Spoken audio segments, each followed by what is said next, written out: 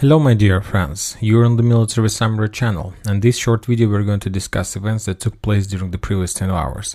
A lot of Russian sources during the previous hours were saying that the entire Bakhmut has been collapsed and that entire Bakhmut has fallen. But that was some kind of speculation because there are still a lot of places and there are still a lot of forces in the western part of Bakhmut.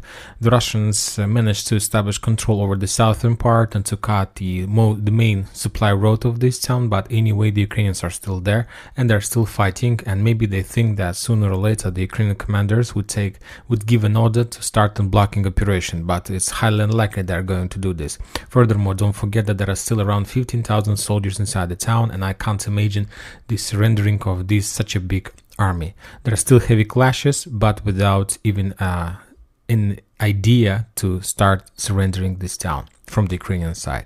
A lot of interesting updates are coming from Avdiivka front line. During the previous hours, we got another piece of information that the Russians were trying to make offensive operation to establish control over the trenches that located on the north of Vodiane, between Severna and Vodiane, Severna and Oputne, in this triangle.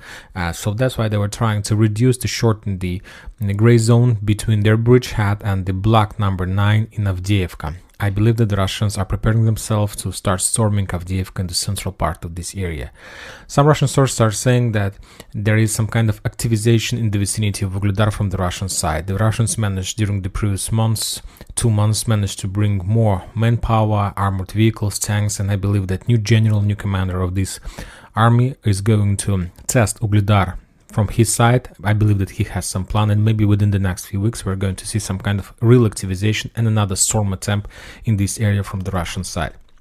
Also, I would like to discuss with you one more time the secret documents that recently was published in the open source, and there is one important table, there is an important piece of information in this area, and I'm talking the block that located on the left side of this screen right after the map. And this very interesting piece of information, according to this data, we see that according to the NATO sources, if it's true, the potential manpower, maximum combat power of the Russians is around 544 battalions.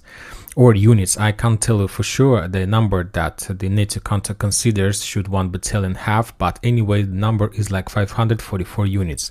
Also, they are saying that 527 of those units are committed to the conflict, so more than 97%. And the most important thing is that currently located inside of Ukraine 474 battalions of those 527, so something around 90% of committed. And what does it mean? We can say that the numbers are very high, but we don't understand the quantity of manpower in each battalion. But this is not the most important. The most important part is that the Russians already have committed to the conflict 97% of their professional army. And that means that according to the NATO information, according to this document, we understand that the Western intelligence doesn't have any information about any battalions or groups that are currently prepared by the Russians for further conflict by the end of this year. So there is no mobilization, we know, in Russia, and this information completely correlates with the current situation. So the Russians have almost committed their entire professional army on the territory of Ukraine, and they're not preparing more forces for late autumn campaign. So that means that whether maybe the Russians are going to start mobilization process, or maybe they're planning to complete this war with these forces they have.